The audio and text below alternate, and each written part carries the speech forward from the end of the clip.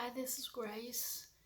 In my last video, I talked about what happened to Catherine, and she attended a special event and she stopped screaming and she started to finger feeding herself at age 5. And I still wonder during those time, of course, I study everything that I can find of. I watch the videos, listen to CDs, read books and articles. As long as that person has an experience on supernatural healing or supernatural deliverance, they have my ears. I want to know. I want to get the methods. I want to know what is wrong with me, maybe that the method I use is wrong or something that's yeah, I just desperately want to figure out how my baby can receive God's healing supernaturally, because there's no hope for her in doctors. After we have her, the most things that I heard doctors say is we don't know. We don't know how this happened, when this happened, why this happened. We don't know how to improve. We don't know how to cure, and we don't know what's this mean or what her future will look like. And we don't even need to follow her up because according to the science right now, if she's like this, she will like this forever and maybe even worse. So Jesus is her only hope. And so after Callie prayed for her, she stopped screaming and started finger feeding. It just ignite my hope again, ignite my faith again, as I know that God can, He's still working, and also maybe He's willing to heal her. I just need to figure out how to access that power, or how to maybe persuade God, or how to do it correctly.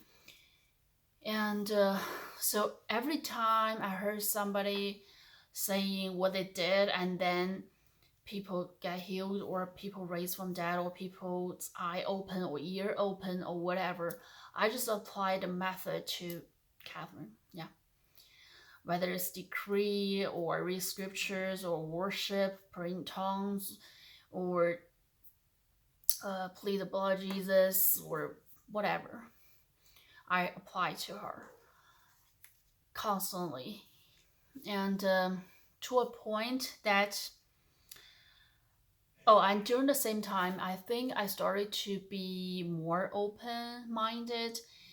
And because before, actually, most of the people that I know, they don't believe in supernatural healing. And even though they do believe, it's not like the really big ones. But through YouTube, I started to know that there are people who believe those kind of crazy miracles, and like people born blind, eyes opened. And so I started to pray and read things, listening, and apply things to Catherine. And at the same time, what I also did is I started to ask God, maybe your plans, people keep talking about God's plan, so maybe your plan is not through me, maybe it's through someone else. If it's so, then I'm okay with it, and please tell me where I should take my baby to, and who's the one that maybe you choose who lay hands on her and she will be healed. After months of prayer, God did told me one person in Dallas, so it means 4.5 hour drive from where I live. But at that time, it's still the worst time of COVID. And my parents and my husband's still not fully persuaded about this healing thing. And so they're afraid of the virus, and because my other two kids are very little, so they don't want me to go. And Actually, I regret I didn't go. But I told God afterwards, I told God, I'm so, so sorry that I didn't be obedient. I should go, but it's just too hard for me. And I asked for another chance and also asked for mercy of God that He will provide a place closer to me and so I can persuade my family to allow me to take the baby go. Um, hold on.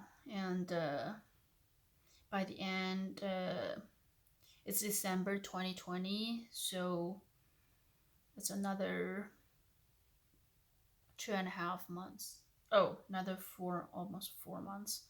And God told me to another ministry. It's called Joe Hunter Ministry, which is at the north part outside of Houston, and it's a little bit more than 1 hour drive. And I finally persuade my families to take Catherine.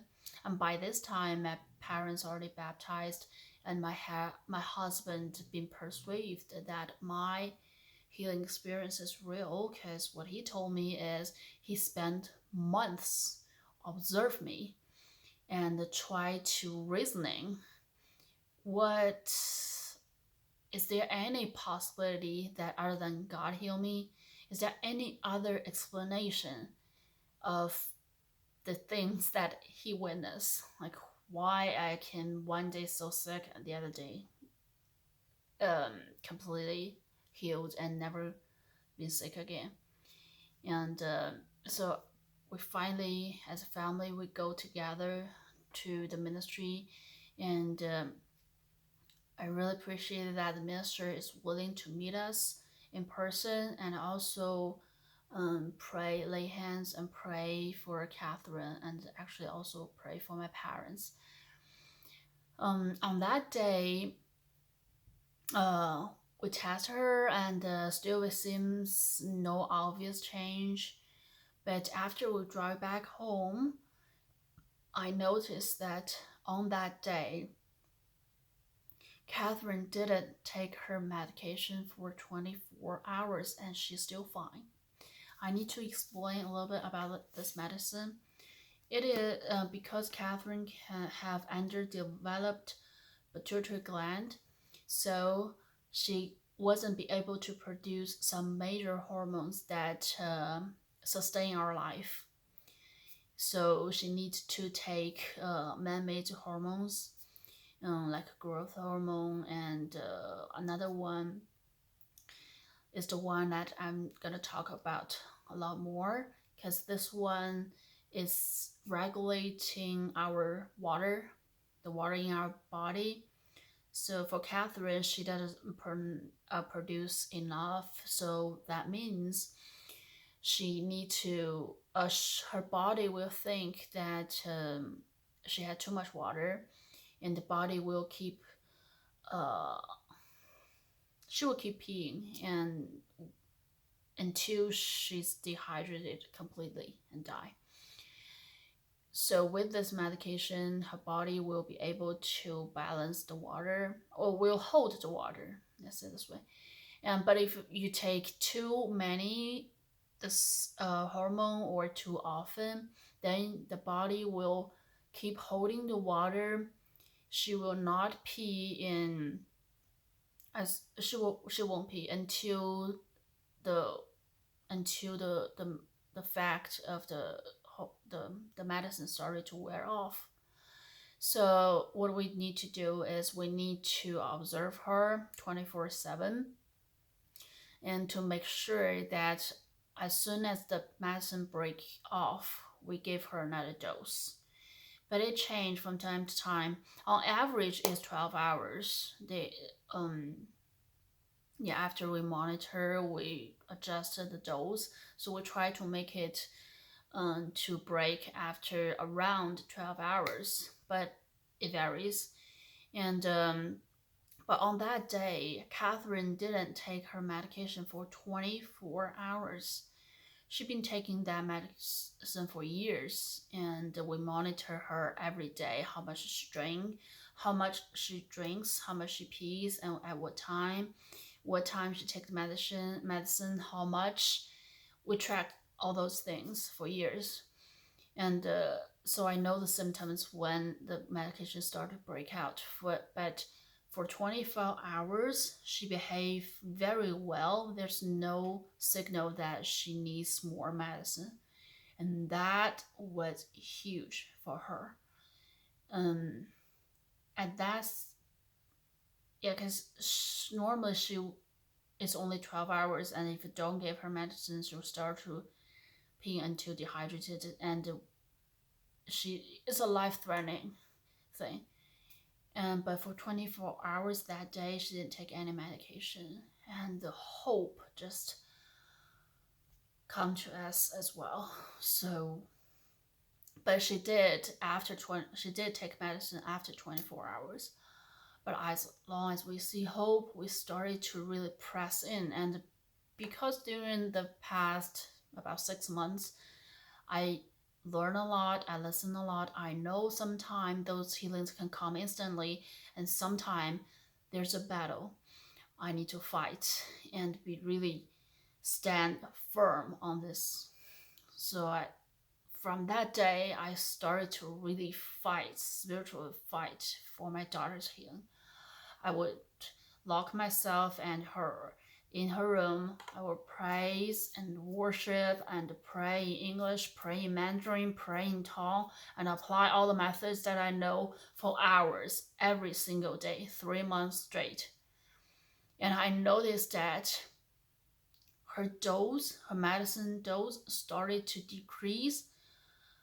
Before, she need to take one pill every 12 hours, or about every 12 hours, and decrease to half pill every 12 hours, down to 1/4 every 12 hours. And another interesting thing is, as long as I gave her the medicine, every time I gave her medicine, I would lay my hand and pray for the medicine. And every time I did it, it seems prolong the effect. For example, if I gave her 1/4 is enough for 12 hours, but if my husband or my parents gave her, is she need a half pill to last 12 hours. That was interesting. It also convinced me that there's something that we don't see with our physical eyes is happening to related to this healing process, related to her disease.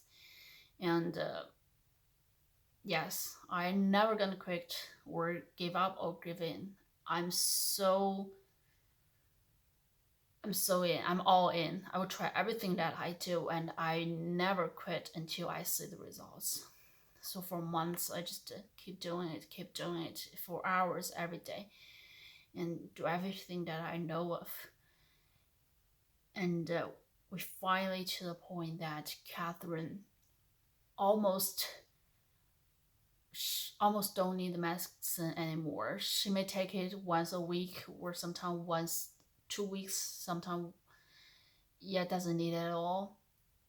It just is so great. I'm so thankful. And she become more healthy, and she started to walk more, and her walking gesture, she used to have her leg and feet used to walk in a way that there were concerns, whether they need to use special things to fix her feet. But her feet gesture is also improved, and we're just so thankful. I know there's a hope. I know God didn't abandon her. God loves her more than I do. God loves her more than this whole world. And I'm gonna continue, and I gonna expect more. Thank you.